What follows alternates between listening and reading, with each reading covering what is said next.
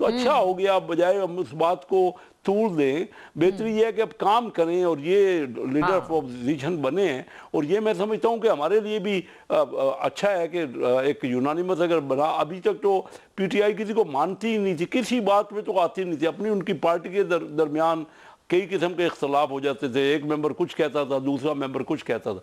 अगर उन्होंने कहा है तो मेरी तो दुआ है कि उनको तादेर उनके साथ रहें।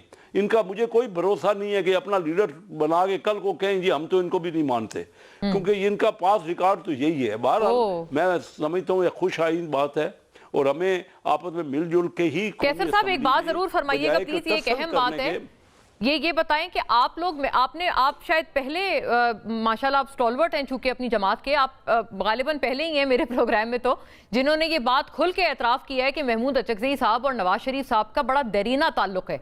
वरना अक्सर जो सर मुस्लिम लीग नून के हमारे पास रहनुमा या इवन वुज़रा भी आते हैं, काबीना के भी मेंबर्स, वो ये कहते हैं कि नहीं महमूद अचकज़ई साहब तो पाकिस्तान मुखालिफ हैं।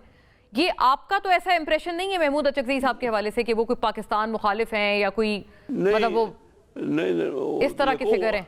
उन्होंने तो पूरा दौर हमारा, उन्होंने पिछला पूरा पार्लिमानी दौर गुजारा है जब वो मेंबर थे। हर एक को याद होना चाहिए कि मियां नवाज शरीफ साहब से तो उनके बहुत गहरे मरासिम रहे और अंडरस्टैंडिंग थी, एक दूसरे के साथ हमने मिल के काम किया है।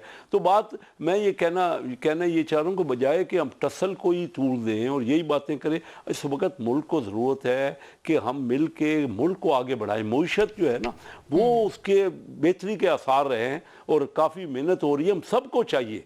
देखिए हुआ क्या, मैं कहता हूँ क्या वजह, चीन क्यों आगे गया और हम क्यों नहीं आगे गए।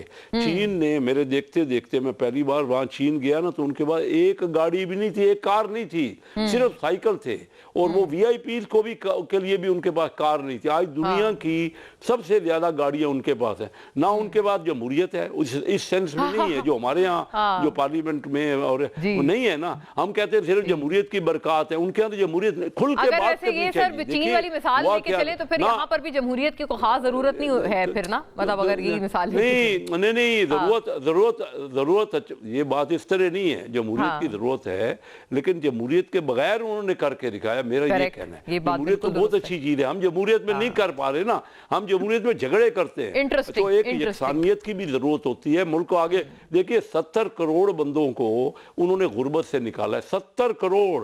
तारीख, इंसानी तारीख में ऐसा नहीं है।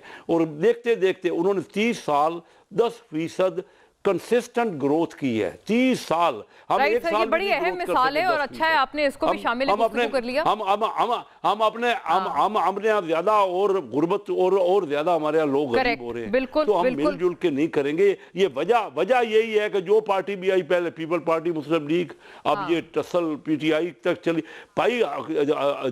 असेंबली में कोई या पार्लियामेंट में कोई ऐसी बातें करें जो मुल्क को आगे बढ़ा सके, जो लोगों की बेहतरी हो। बात खत्म कर रहा हूँ, बात को खत्म कर रहा हूँ। देखिए मैं बात एक फिक्रा बोलने दें। देखिए बात ये है कि अगर जमहूरियत लोगों का रिजल्ट नहीं देगी ना, उनका स्टैंडर्ड ऑफ लिविंग नहीं बढ़ेगा और हम सिर्फ झगड़े ही करते रहेंगे तो ये वो लोग ही हमारे खिलाफ हो जाएंगे, इस जमहूरियत के खिलाफ हो जाएंगे। हमें चाहिए कि हम सब मिलजुल के कोई हल निकालें, कोई रिकंसिलिएशन करें। पॉलिटिशियन का यही काम होता है कि जमहूरियत की वाहवाही तभी होगी जब जमहूरियत मैं कैटेगोरिकली समझता हूँ। मैं कैटेगोरिकली ये बात समझता हूँ जो आपसे कह रहा हूँ। जी हाँ, वेरी फेयर सर।